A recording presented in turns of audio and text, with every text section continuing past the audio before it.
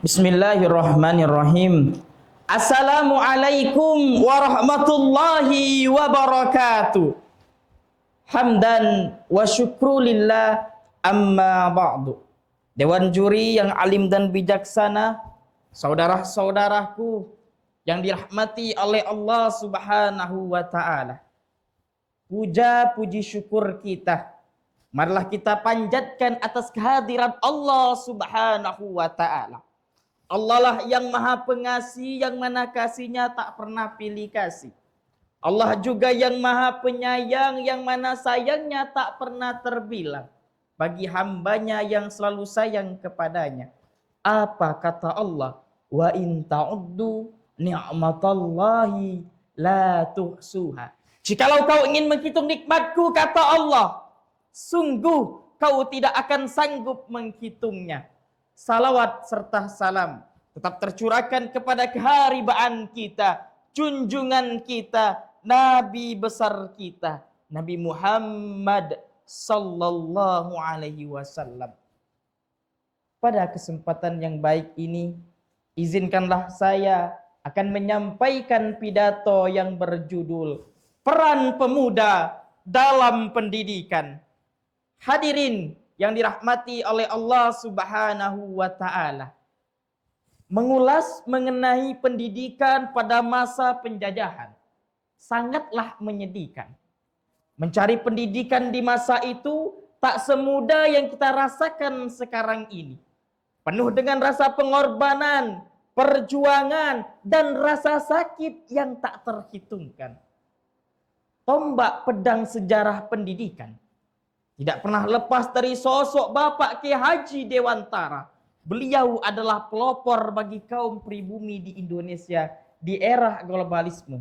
Tepat pada tanggal 2 Mei ditetapkan sebagai Hari Pendidikan Nasional. Pendidikan sangat penting dalam membentuk karakter bangsa. Pendidikan harap mampu untuk menciptakan generasi muda yang berdaya cerdas dan bijaksana. Di sini para pemuda berperan penting karena maju mundurnya suatu bangsa tergantung oleh generasi selanjutnya. Siapakah dia? Dialah pemuda. Syubanul yaum rijalil ghad. Pemuda hari ini adalah harapan hari esok. Hadirin sebangsa dan setanah air Indonesia.